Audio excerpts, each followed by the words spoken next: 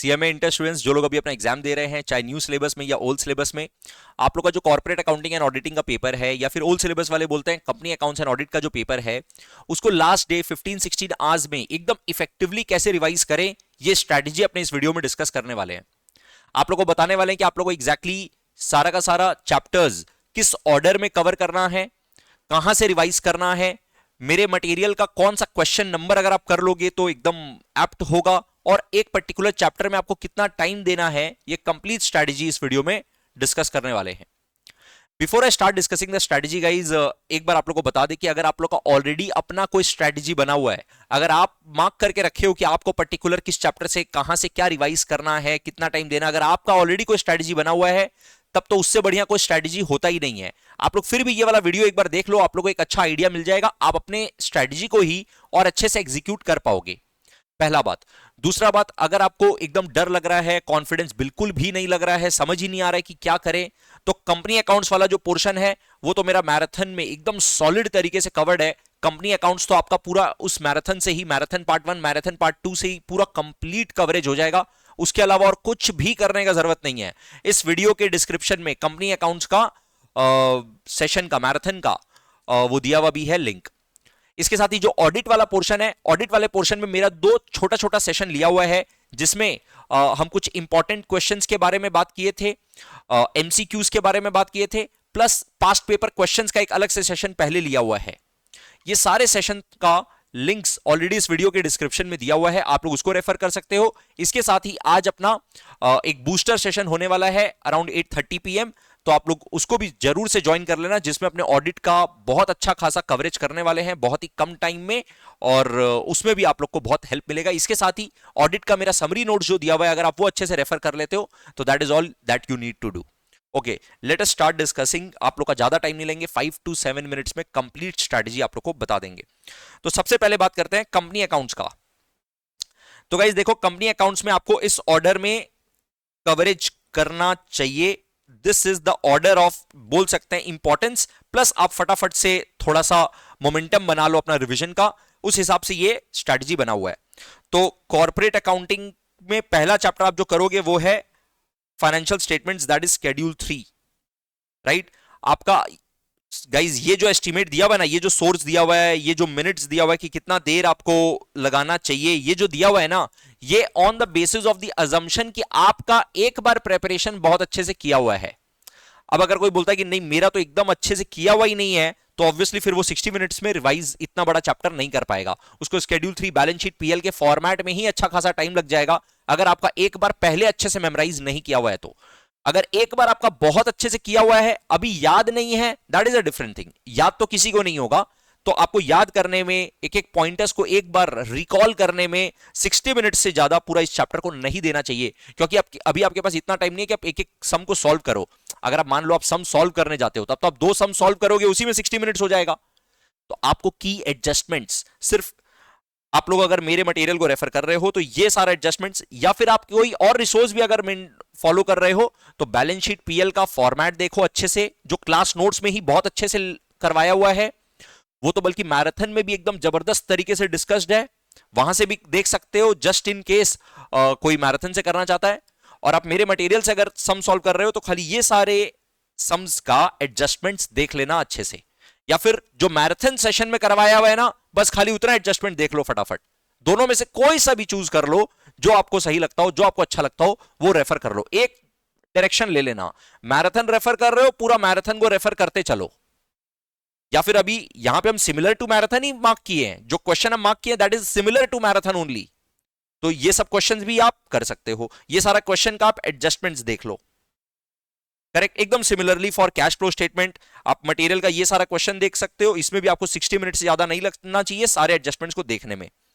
Banking company में अब हम इतना सारा क्वेश्चन क्यों मार्क किए, क्योंकि सर बहुत छोटा छोटा छोटा छोटा क्वेश्चन है ये सारा, ये 20 होगा गाइज,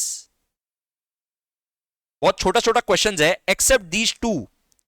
अगर आपने बैंकिंग कंपनी का बैलेंस शीट और पीएल का फॉर्मेट थोड़ा सा मेमोराइज किया है, एक बार पहले किया है, तब तो ये दोनों क्वेश्चन करना, नहीं तो लास्ट डे नया टॉपिक पिक मत करना, बैंकिंग कंपनी का बैलेंस शीट पीएल अगर आपका पहले नहीं किया हुआ है तो अब नया टॉपिक उठा के फायदा नहीं है, क्योंकि आपका बहुत ज्यादा टाइम लग जाएगा।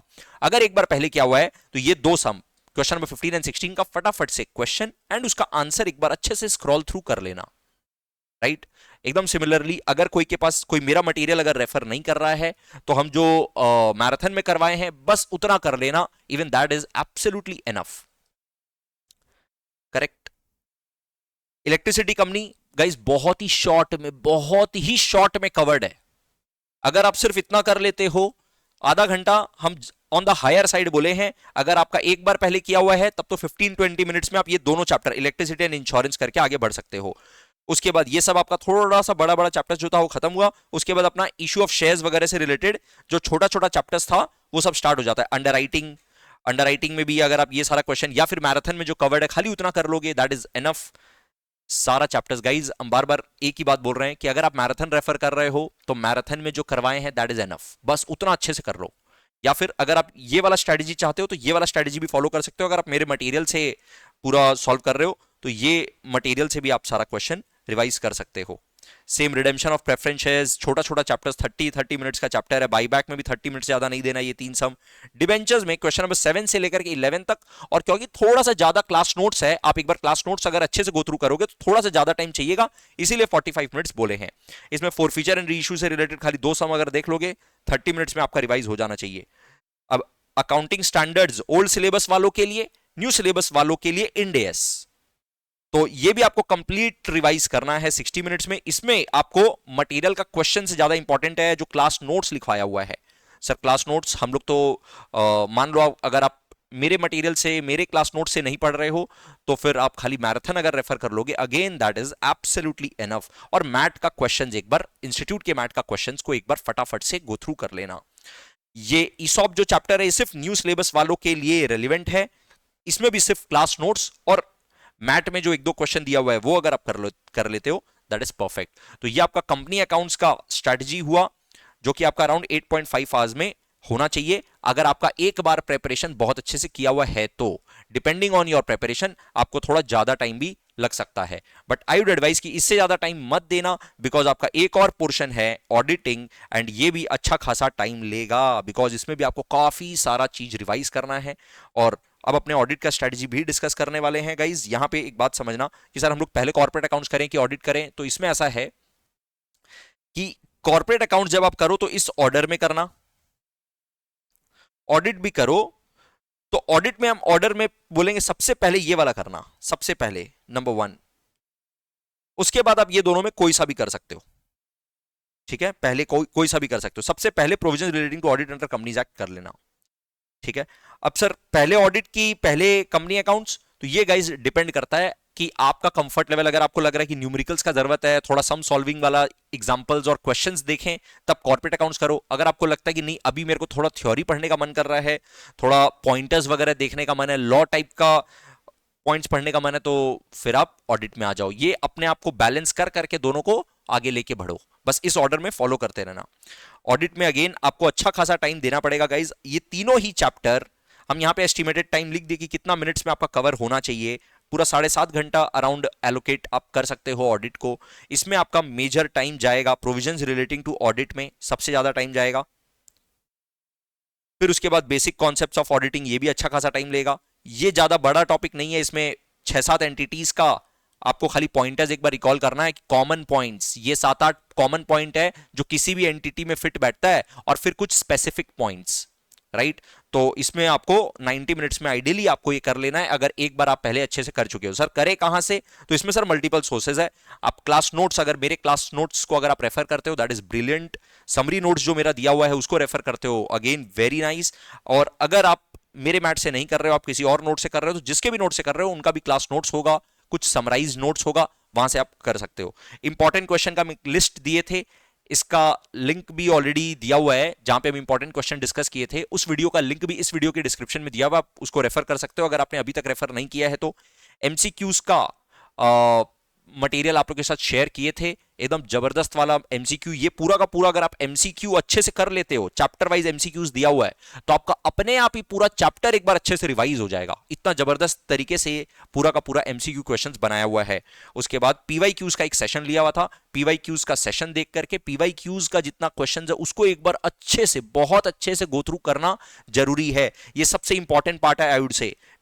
पीवाईक्यूज मतलब इंपॉर्टेंट क्वेश्चन जो यहां पे लिखा हुआ है, इन एडिशन पीवाईक्यूज करना मैंडेटरी है, मस्ट है, पक्का से करना, मतलब इंपॉर्टेंट क्वेश्चन जो मार्क किए वो तो करना ही करना है, और इसके साथ में पीवाईक्यूज मत छोड़ देना, क्योंकि ये इक्वली इंपॉर्टेंट है। मतलब ऐसे मानो important question is equal two important question का लिस्ट प्लस पीवाईक्यूज। और अभी आप लोग का जो बूस्टर सेशन होने वाला है उसमें ऑडिट का एक अच्छा खासा कवरेज होने वाला है, जिसमें आप एक्सपेक्ट कर सकते हो कि कुछ क्वेश्चंस एज इट इज आपको एग्जाम में देखने के लिए मिल सकता है। ठीक है, so guys, all right, see you in the booster session, all the best, keep studying, bye.